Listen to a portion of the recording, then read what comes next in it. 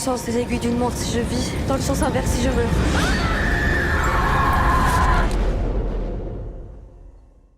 Bienvenue au festival de Gérardmer, premier jour, deuxième séance, avec Brice, on est allé voir La morsure de Romain de Saint-Blanca, premier film pour quelqu'un qui a étudié du coup à l'université de Bordeaux et de Paris, qui était d'abord accessoiriste sur plusieurs séries, télévision, etc. et qui nous signe ici son premier long métrage qui est hors compétition. Alors, La morsure, qu'est-ce que c'est ? C'est avant tout un film sur l'adolescence et sur la thématique des vampires. Alors ça tombe bien parce que c'est exactement la thématique du festival. Le thème de la 31e édition. Ouais. Exactement. Et on débute donc avec une jeune fille, Léonie Dahan-Lamor, que vous avez déjà pu voir dans plusieurs films. C'est une actrice d'ailleurs qui porte bien son nom, Lamor, puisque suite à un rêve prémonitoire ou un cauchemar adolescent, on ne sait pas exactement si c'est le ressort fantastique, elle s'imagine qu'elle va mourir brûlée le soir même, si bien qu'ils vont commencer à faire le mur de ce pensionnat, de cette école. Pensionnat catholique, pour passer une soirée dans les bois, qui du coup sera pleine de surprises. Je n'en dis pas beaucoup plus de ce côté-là. Alors d'abord Brice, notre expert et diamantaire de l'image, je vais te solliciter pour quelque chose que j'ai tout particulièrement apprécié, qui est déjà la photographie du film, un grain argentique fort élégant. Qu'est-ce que tu en as pensé de ce côté-là ? Super photographie qui convoque tout un pan du cinéma de la Hammer, donc Goody Castaway, légère émulsion, tournage à 66, donc vraiment pour coller avec le cinéma donc anglais de la Hammer, du fantastique pur jus, à la fois dans toutes ses ombres, lugubres, menaçantes, mais à la fois onirique. C'est intéressant parce que ce n'est pas qu'un film d'horreur, et oulala, loin de là. Donc déjà du côté de l'image, c'était superbe. Ah oui, vraiment, moi aussi j'ai été séduit par la patine du film, qui va beaucoup être dans des tons bleutés, beaucoup, dans cette forêt notamment avec les uniformes de ces jeunes élèves, et qui sont à cet état de l'adolescence qu'on connaît bien. On est vraiment sur, comme tu disais, une chronique adolescente. Oui. On peut même dire c'est un teen movie, ouais. Mais c'est pas péjoratif, hein, c'est un teen movie qui est beaucoup justement ce passage à l'âge adulte. Donc on peut dire une chronique de la fin de l'adolescence. Et d'ailleurs, vous comprendrez sûrement le parallèle, mais il y a du bleu, certes, mais il y a des vêtements très très rouges. Ouais. Donc voilà, vous penserez ce que vous en voulez, je vais pas vous le décrire, mais je pense que c'est assez clair. C'est assez explicite de ce côté-là.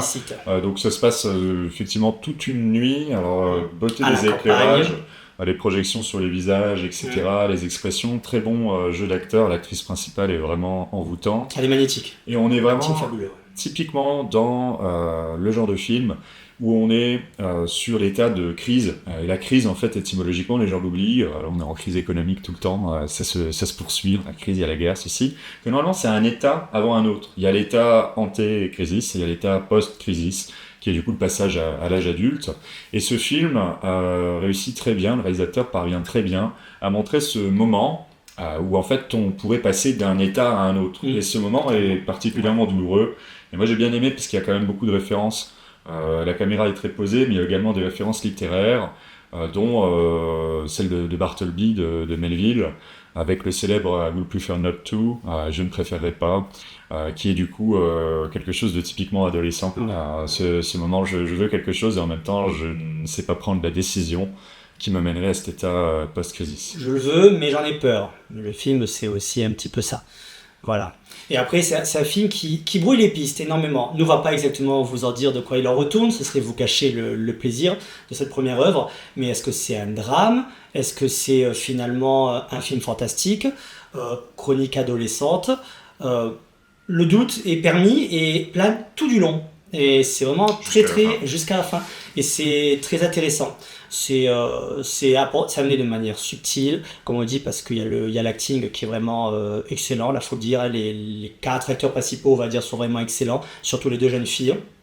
La mise en scène, donc, elle est sobre, mais elle se nourrit en même temps, comme je disais, du pan d'un pan du cinéma fantastique bien marqué du côté de la Hammer, donc les films de vampires, par exemple avec Christopher Lee, convoqué constamment, voilà. Et ce qui apporte il y a une espèce de menace qui pèse, mais en même temps, comme je disais, c'est très important parce qu'il y a de l'onirisme en même temps. Donc c'est menaçant et onirique. Typiquement dans le teen movie, où effectivement, on n'est jamais dans la peur ni dans l'effroi. Ne vous attendez pas à un film de ce type-là. Sachant aussi qu'il faut aussi recontextualiser le cadre du film, qui est du coup en 1967, Nuit des cendres, pile cette époque où on est à l'aube d'une révolution sexuelle, il y a un rigorisme de la société, des codes, de l'éducation, etc. On est à la frontière là, entre les deux. Pile la frontière à transgresser, qui va être la ligne de crête de tout le film et de ce personnage joué par l'actrice principale. Françoise, c'est ça, qui est dans le rôle, dans le film, elle s'appelle Françoise, qui est typiquement dans des états suicidaires de dépassement pour devenir quelqu'un d'autre. Ce qui est d'ailleurs la figure aussi convoquée par le vampire. Tout à fait. Qui est exactement cette figure. Un film très métaphorique, qu'on vous recommande. Oui, chaleureusement. Voilà, c'est un film qui a beaucoup d'identité, on n'est pas du tout...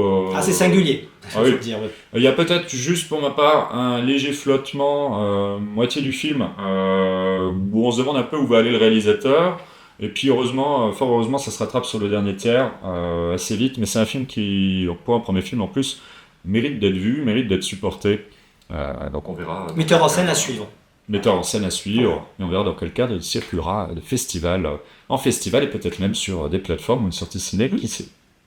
On vous invite à nous suivre, à nous supporter, n'hésitez pas à liker les vidéos si vous avez apprécié. Cliquez. Voilà, et si vous avez détesté, n'hésitez pas également à nous pourrir, et on se retrouve très bientôt pour de nouvelles vidéos à Gérardmer et ailleurs. À bientôt. Salut tout le monde.